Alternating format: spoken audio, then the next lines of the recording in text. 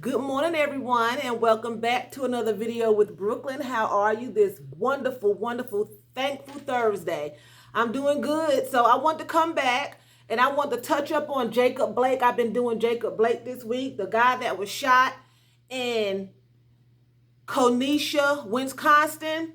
And before we get started, I want to offer you all to please share my videos and please, rate, share, and subscribe to my channel. So anyway, this morning, 8 hours ago, Wisconsin's Attorney General has named the officer who shot a black man on Sunday, sparking days of demonstration. Josh Call told reporters on Wednesday that Rustin Skesky shot Jacob Blake 7 times in the back as he opened the door of his car.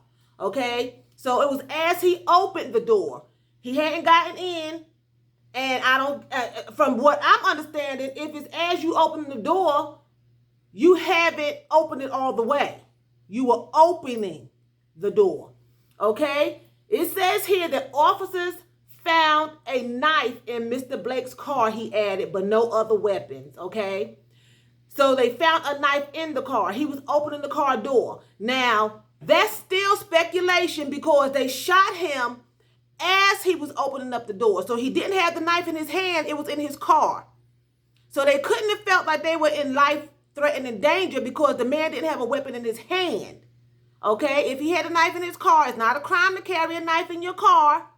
And he didn't have it in his hand. It was in the car. And he was opening the door. They didn't say he got in the car and retrieved the knife. They said as he was opening the door, he was shot 7 times in the back. Okay? So they didn't find any other weapons but the knife. The shooting has sparked a wave of protests in recent days, some of which have turned violent. Okay? Mr. Blake is recovering in the hospital and is conscious, but his lawyers fear it would take a miracle for him to walk again. U.S. President Donald Trump has since sent federal law enforcement to Kenosha, tweeting they were to combat looting, arson, violence, and lawlessness on American streets. So there's more violence because we know that American people, when they get angry, and most people, not just American people, because it's been in Africa, it's been in different parts of the world when violence has become a part of protesting. Okay? Because a lot of times you fight violence with violence. Sometimes you can't do a peaceful demonstration. I'm not pushing violence. I'm just saying sometimes it turns out that way where it's just impossible to have a peaceful demonstration. People get angry and they start fighting. So here's Trump wanting to go in and start killing everybody. And, combat. And so then here come the law enforcement again to fight common people that's on the street that's not within the law enforcement. And some people that are in law enforcement are protesting too, I'm sure. The Department of Justice has opened a federal investigation into the shooting. It has sent more than 200 FBI agents and U.S. Marshals to the city, according to a spokeswoman. Shortly after Mr. Trump's tweet, Wisconsin's Governor Tony Evers said he had authorized 500 National Guard troops to support law enforcement efforts amid concerns about further violence. Now, you're sending in other troops, National Guard troops, to enforce your concerns about violence, which you're sending in more forces to create more violence. So it's violence on top of violence. I understand what he's trying to do to stop the violence, but violence only begets violence. The more you send in, the more violence you're going to get. I don't see where anybody is trying to talk about, let's get together, talk about this problem that we're having with police officers shooting men in the back. I'm not seeing that anywhere, okay? Protests have also spread to a number of the other United States cities, including Portland, Oregon, and Minneapolis, Minnesota, where the police killing of unarmed black man George Floyd in May sparked Black Lives Matter protests across the United States and globally. What did the Attorney General say? On Wednesday, Mr. Call updated reporters on the ongoing investigation into the shooting. Officers were called to an address on Sunday evening after a woman reported her boyfriend was present and was not supposed to be on the premises. Lawyers for Mr. Blake have said he had been trying to de-escalate a domestic incident when police drew their weapons. Okay? So I don't know if Mr. Blake was the boyfriend and he was over there when he wasn't supposed to be there, or what. Because it's still not really making sense. It's saying that Jacob was trying to de-escalate a fight, but then a woman called and said that her boyfriend was on the premises and he wasn't supposed to be.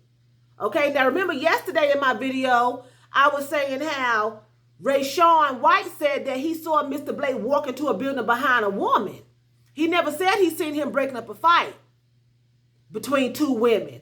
But his family, Jacob Blake's family, are saying that he was breaking up a fight between two women. So it's still not really being clear. Okay? Lawyers for Mr. Blake have said he had been trying to de-escalate a domestic violence incident when police drew their weapons. While there, they tried to arrest Mr. Blake initially using a taser against him.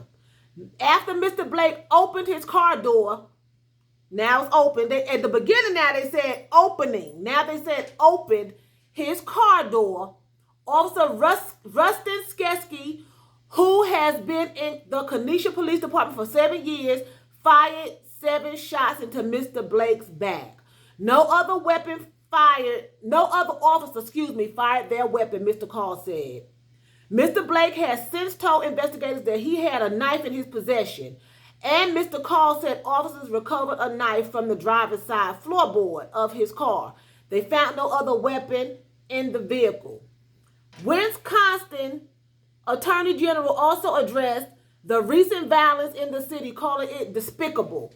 He said that there are some people involved in destructive activity who are not from the city of Kenesha or not from the state of Wisconsin. All they are doing is creating chaos, he said, adding that the people of Kenesha deserve to have the opportunity to grieve, protest peacefully, and call for the change they want to see. Okay? So Tuesday, there have been days of demonstration and unrest after Mr. Blake's shooting. On Tuesday, a small group threw fireworks and water bottles at police in Kenesha who responded with rubber bullets and tear gas. So if they could respond to a group of people with water bullets, with rubber bullets and tear gas, why they couldn't shoot him with a rubber bullet? I'm sure that man had rubber bullets on him, and it says on here that they are doing their own vigilante fighting over there, which means they are taking it into their own hands. They're not waiting on the police. On social media, footage showed a man with a rifle being chased by a crowd before he fell to the ground and appeared to fire at them. Other videos showed armed civilians, many dressed in military fatigue, congregating outside businesses. They said they were protecting. Okay, so now people are standing outside wanting to, protect their businesses. So they would rather shoot you dead over a building that has no feelings, a brick building that I'm sure is covered by insurance that they can return their profit by just turning in an insurance claim. They would rather shoot you dead over material things, And the mayor is saying that Kenesha, Wisconsin have the right to protest peacefully and to grieve, but at the same time, he's bringing in military forces to help enforce the police department, and try to keep everything under control. That's contradictory because you want them to protest in peace and have the right to protest in peace, but then you're bringing in the troops and Donald Trump bringing in the troops, and then you got people from other states bringing in their violence too. So violence begets violence. People are going to fight back. People are tired of being bullied and being shot down in the street, They're even saying that a 17-year-old from Illinois had been arrested over the deaths of a 26 and a 36-year-old during Tuesday's protest. The injured individual is also 26 of age and is expected to recover. Okay? So they're just out there just shooting people. You know what I'm saying? The teenager named as Kyle Rittenhouse has been held on suspicion of first-degree murder. So they are just going buck wild over there. And a lot of times, once you shoot somebody or once there a violent act, it's like a spirit of violence come in. And then it just hits everybody. And everybody just starts fighting, shooting, looting, burning up things, you know. And sad to say, this is not going to be the last time we hear of another man getting shot. This is not going to be the last time. You know, you would think after all of these years, from years ago, slavery on up until George Floyd, that it would have calmed down some. But it's getting worse. You know, yes, black people kill black people, true enough. But it's always one race suppressing and oppressing the other race. You know? And a lot of times we don't want to acknowledge our fault in it. And I'm not saying that he deserved to get shot in his back. I'm not saying that. I don't know why he was going to the car to get I don't know what he was doing. I'm hearing different stories. He was going to check on the children. He was just going to the car, you know, to see how his family was doing. Now they're saying they found the knife. That's why I read it off of here, so I'm not using my own words because I was not there. Okay? And I felt like yesterday I was hoping and praying that he had no knife in his car, no weapon, and he wasn't going for the knife. We don't know what he was going for. He could have been going to get in the car and sit down. We don't know if he was going to get the knife. Now, the girl is calling saying her boyfriend was on the premises. He wasn't supposed to be there. Was he the boyfriend? And why wasn't he supposed to be there? Because they're saying that he was a peaceful man. But if she's calling the police and he's not supposed to be there, that would indicate to me as a woman that he wasn't peaceful. But it's not saying whether he was the boyfriend or not. I don't know if he went over there to break it up between her and a boyfriend or her and a girlfriend, a friend of hers. Because one article saying he was breaking up a fight between two women. Now it's saying that he was breaking up a domestic dispute. But somebody called the police and said a man was there, her boyfriend was there, and wasn't supposed to be there. It's, you know, it's got to unfold. He is going to have to speak. And the woman or women who are involved in the domestic dispute, they are going to have to speak. Excuse me, I'm spitting. They are going to have to speak because there's just too many different versions of the story going around. And you can't get to the bottom of it if people are not willing to tell the truth. You know? The women that were involved are going to have to come and they're going to have to be spoken to, and he's going to have to speak and tell exactly what went on because everybody's giving their points and it's just not even making sense. It's not even adding up. I know he's sick. I know he's in the hospital devastated, but he's going to have to speak up and tell his side. You know, I'm not a news reporter, don't claim to be. I'm just reading what I see, and I'm not even going to say they're the facts. But at the same time, that still does not give anyone the right to shoot someone in the back. Because still, from what I'm gathering, this man did not have the knife in his hand, and they shot him before he could even get to the knife. Okay? Now someone was saying as he was opening his car door, then it turned to he opened. Opening and opened is two different things. Opening is in progress. Opened is done. So which one was it? You can't do them both. You can't be opening and opened at the same time. You're opening a can of tuna fish. Then it's opened when you're done. So which one was he doing? Which one did he do? He was opening and he got shot, or it was open. Either way, they didn't see the knife until after the man was shot in his back. They could have tased him again to stop him. They could have used rubber bullets like they're so carefully doing now on the protesters. So at the end of the day, shooting a man in his back, because at the time he was shot, I'm going to lean toward that he was unarmed. So you shot an unarmed man in the back. Now, if you look at the old cowboy movies, Rifleman and Shane and Clint Eastwood and John Wayne, they always say you don't shoot a man in the back. That's a coward act. So this man, this police officer, Rusty, whatever his name is, he was a coward. You don't shoot someone in the back. You don't beat the man down, number one. Beat him all in his ribs, pull his arms apart, had him in a chokehold, two police officers at the same time. At the same time had this man, and he's not a big man.